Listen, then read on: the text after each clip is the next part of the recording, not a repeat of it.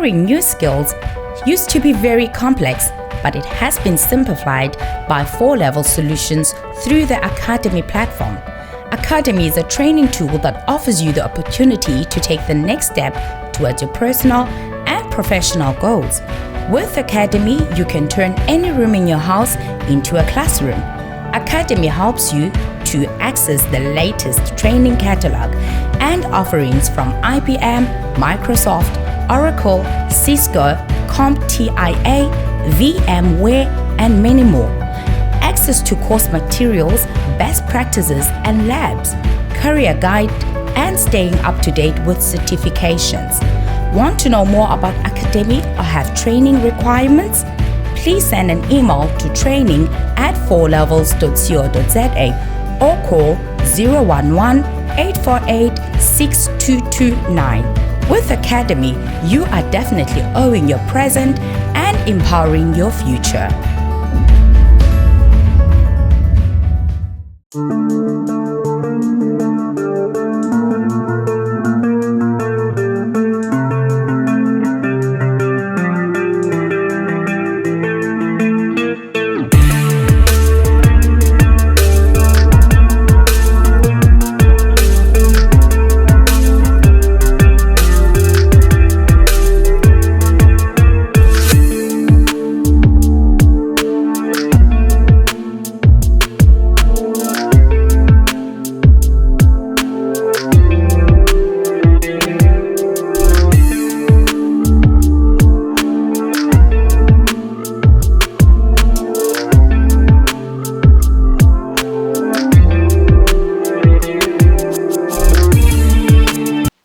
Mesdames, Mesdemoiselles et Messieurs, bonjour et merci de suivre Contact Pro Live.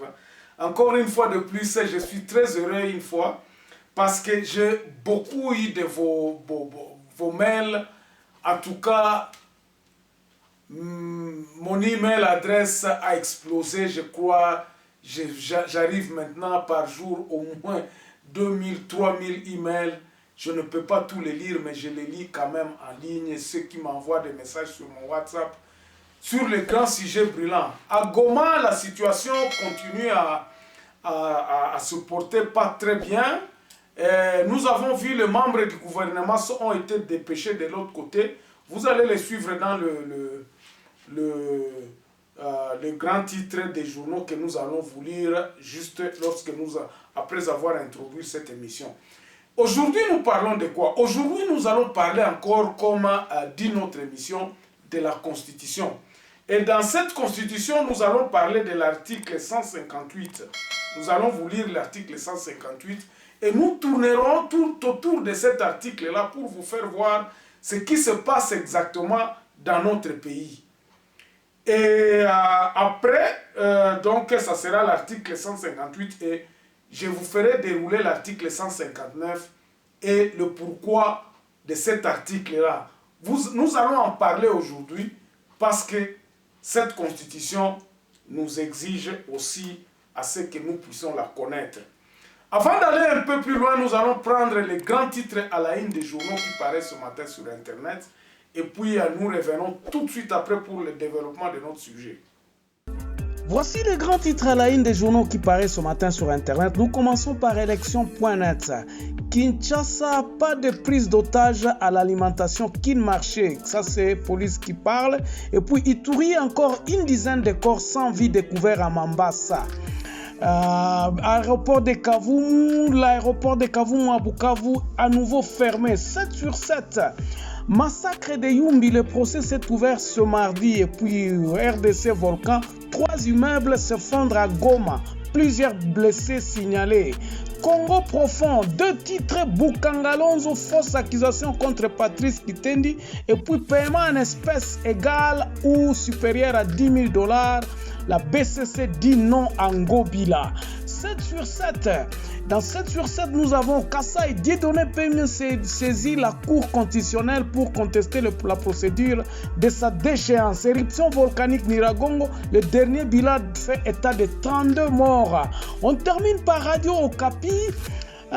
Sud Kivu, la SIECO dénonce la violation des droits des enseignants à Butembo. La police de la MONUSCO remet des vivres à 2 orphelinats. Merci, on se revoit demain dans un nouveau numéro. Au revoir. Voilà. Nous allons parler de l'article 158. Laissez-moi quand même un peu vous lire ce que dit cet article-là. L'article 159, je le ferai dérouler ici.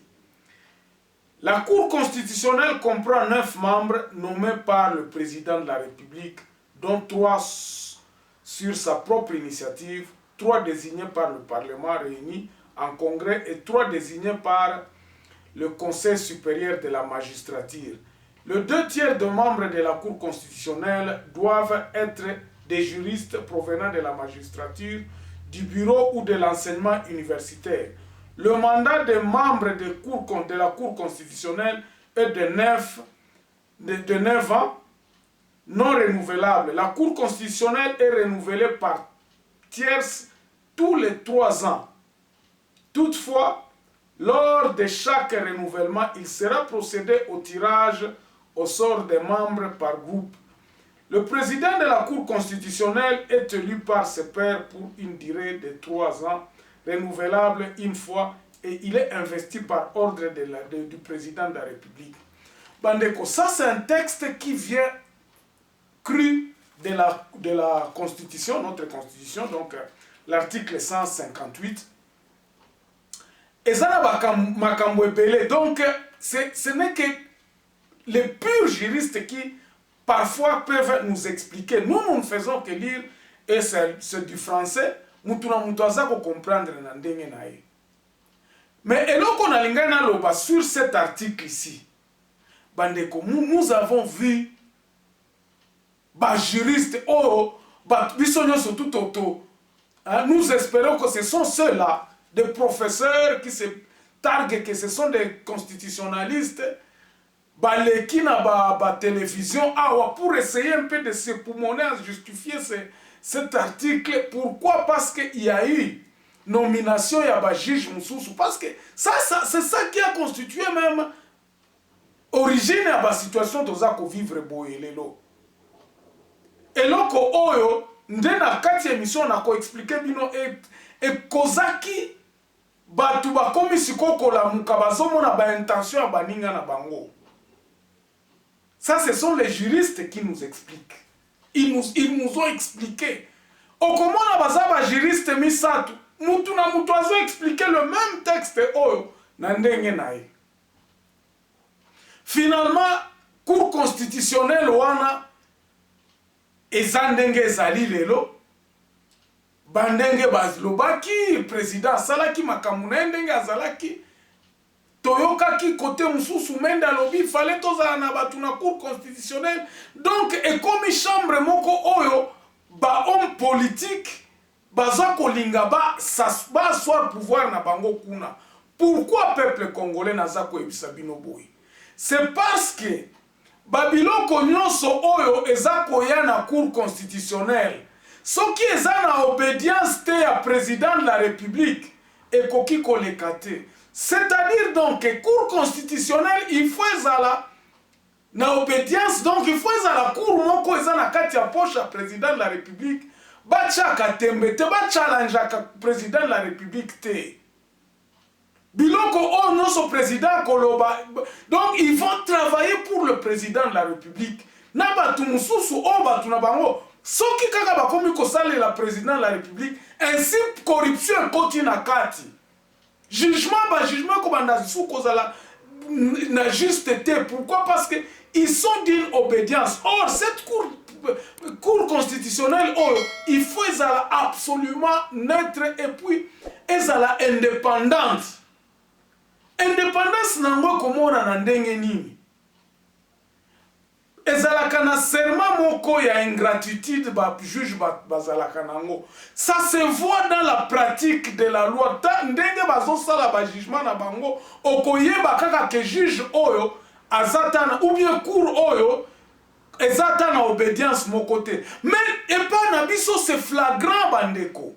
Et c'est ainsi que bato mususu oyo bakendaki o balobaka to déboulonnaki bango, on a fait remplacer que d'autres juges na ba juge oyo baza na obédience na bango. Pourquoi? Parce que toutes les mesures qui seront prises et que les recours iront à la Cour constitutionnelle ne pourront pas passer si il est contraire à la volonté de celui qui est au pouvoir. C'est ainsi que Cour constitutionnelle oyo toza komona ngo eza na kati ya poche ya bato oyo bazalaka na pouvoir. On ne peut pas dire ça aujourd'hui, mais même dans le passé. C'est pour cela, après les élections, Tshisekedi, le père, n'a pas voulu aller à cette Cour suprême parce qu'à ce moment-là, ça se parlait à la Cour suprême, pas à la recours. Ou bien en 2016, Ezalaki, en 2016, oui. Donc, on n'a pas voulu aller dans la Cour constitutionnelle parce qu'on savait que Cour wana ekoki loba contraire te na makambo ya président o aza na kati kuna. Na 2011, na 2006 plutôt. Donc, babiloko oyo, Cour na biso ezali pratiquement na kati ya poche ya batu. Na ba politiciens ya sikoyo, donc ils font tout. Basalaka nyonso tout pour que batia batu na bango kote kuna. Pour que ata tosali ba élection eza biaisé, ça ne deviendra que la volonté de cet homme-là.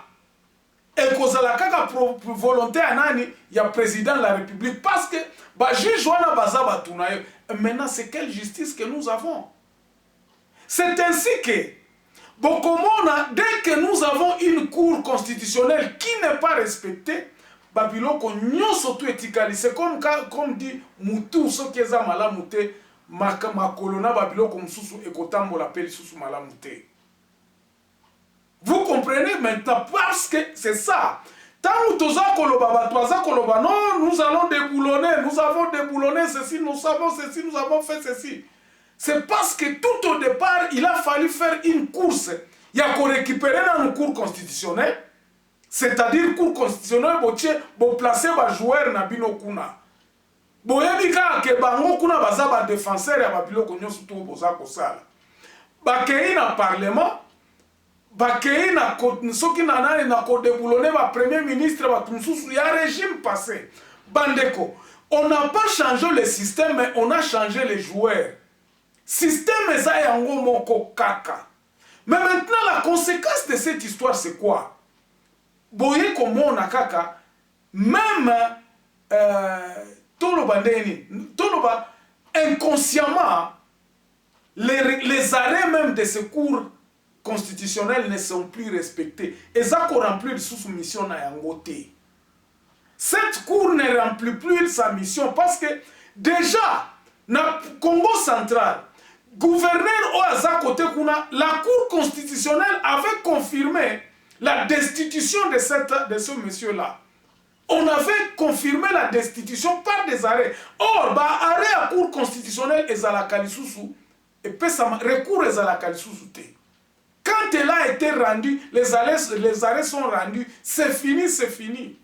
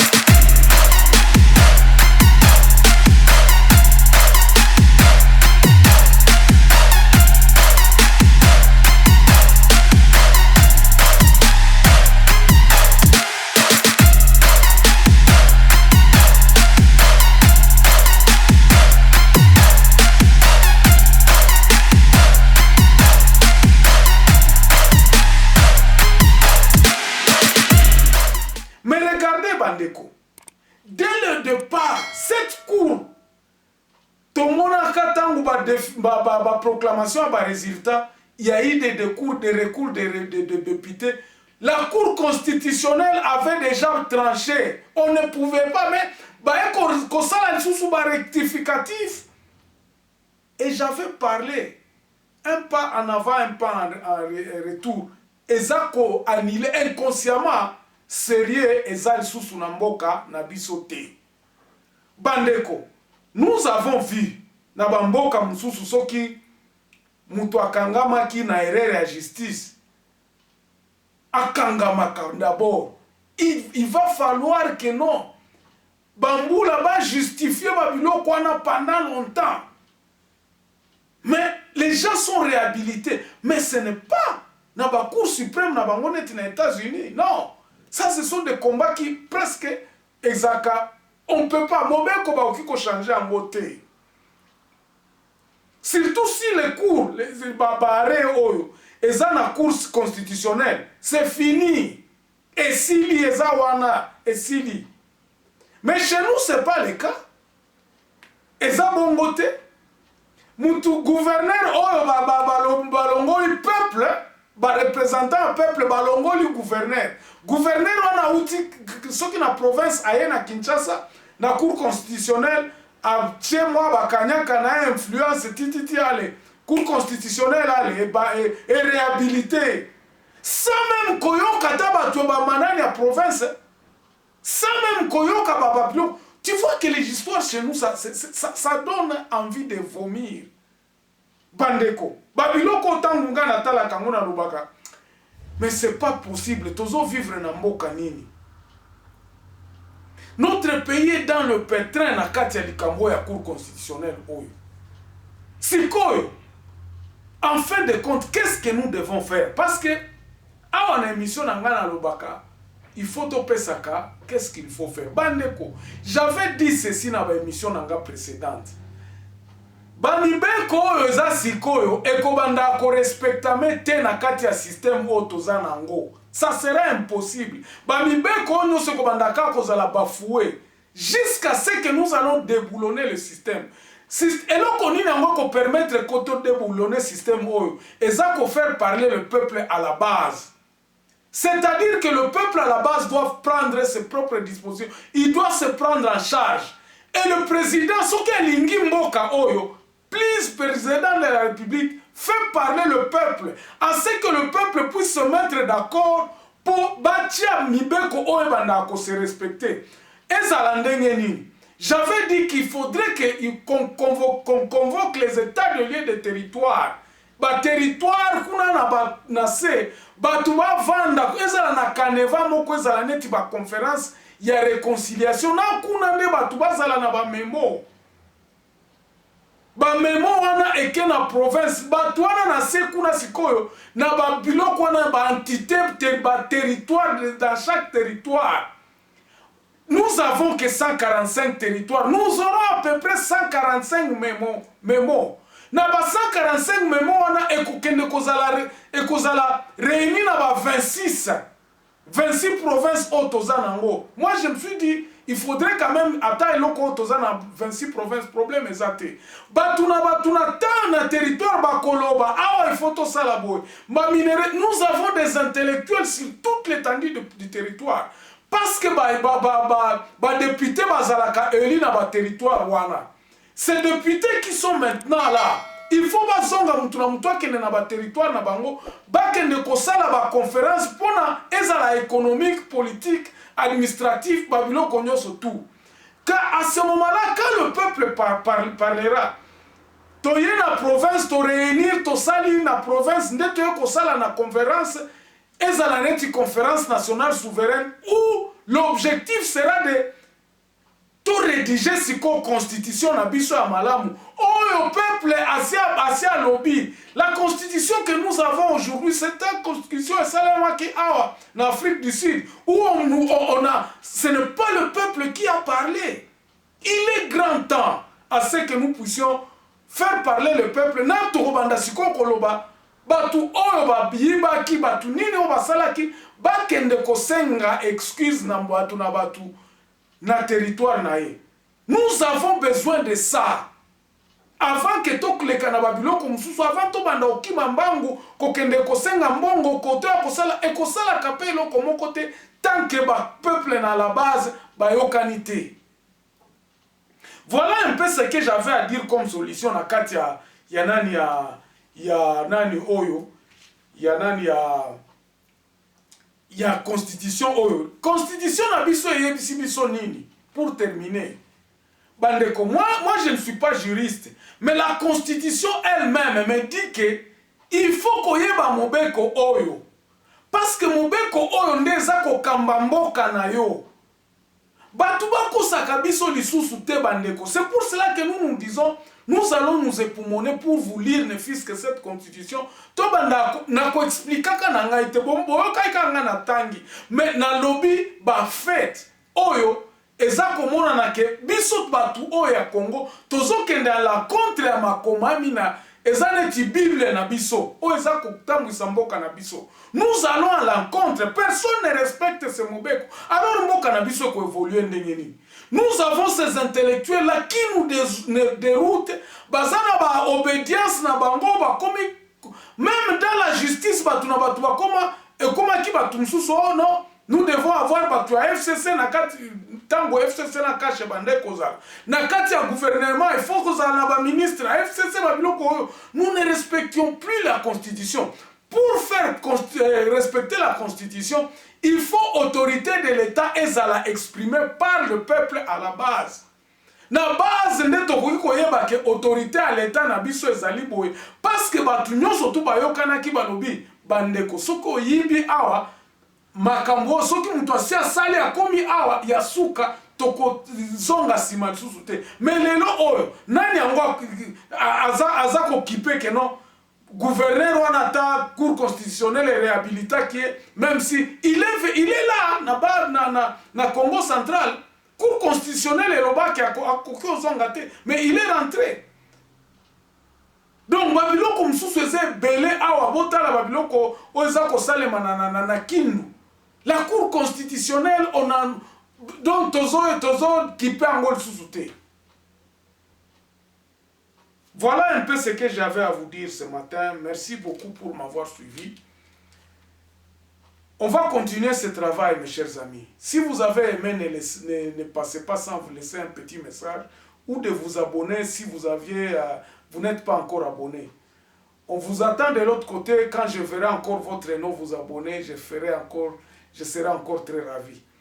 Portez-vous bien, on se revoit très prochainement dans un nouveau numéro. Au revoir.